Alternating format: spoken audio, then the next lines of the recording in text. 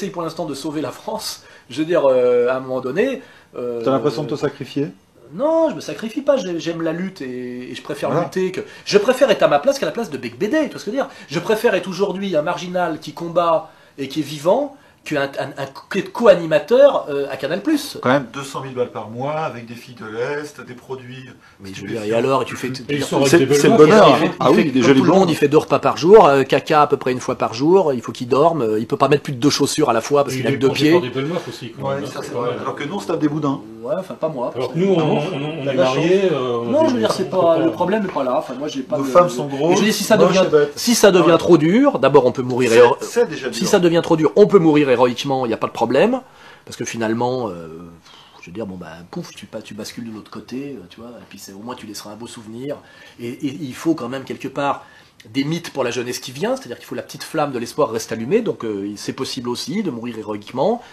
Je ne veux pas de fans, je veux des lecteurs qui m'apprécient pour ce que je suis. Et les gens qui m'ont dit quand j'ai rallié Le Pen, vous avez trahi, j'ai lu tous vos livres, vous avez trahi vos idées, je leur ai écrit textuellement, petit con.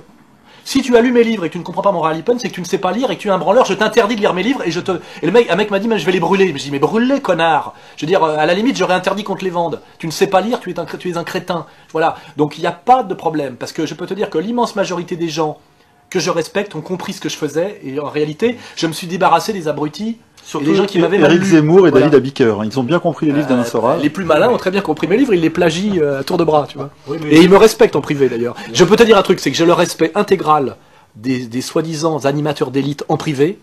Je vais pas te citer de nom, mais en privé, ils me serrent la main, ils me regardent. D'ailleurs, j'ai même fait une photo au Salon du Livre, tu l'as vu?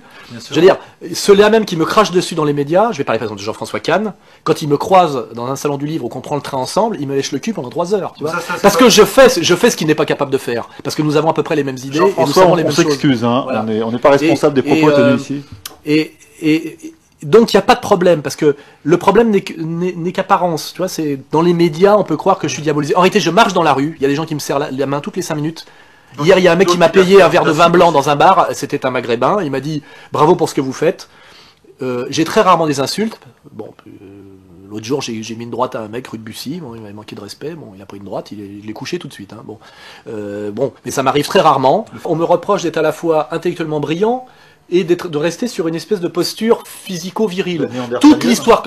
Mais c'est là où toi t'es un con. Clémenceau était chef d'État et se battait en duel au pistolet. Et c'était en France, il y a 1 siècle. Excusez-moi, je vois pas pourquoi. Pour être intelligent, il faudra avoir le profil psychologique d'une lopette employée de bureau. C'est-à-dire le profil du mec servile, méchant avec ses inférieurs et servile avec ses supérieurs. Je trouve qu'à un moment donné, un type qui n'est pas dans l'argumentation, qui n'est pas dans le logos, et qui est dans la saloperie et dans la violence réelle, et ben finalement le duel est beaucoup plus sain parce que c'est pas une violence différée, c'est pas une violence inégalitaire, c'est pas une violence qui déclenche le ressentiment et la haine, c'est on s'affronte et se signale et après on se serre la main, et c'est réglé, on a crevé l'abcès. Bah, je crois qu'on va être obligé de conclure. Hein. En fait, tu sais, c'est le sablier ça.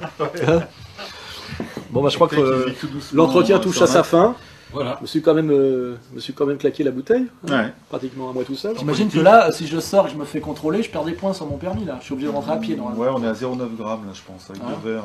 Et oui, alors s'ils avaient voté Le Pen, les électeurs, hein, tout ça. Eh ben Le Pen supprimait le permis à points, remettait le truc à 0,8 g et 150 sur l'autoroute. Tout ça, c'était des très bonnes mesures. Hein.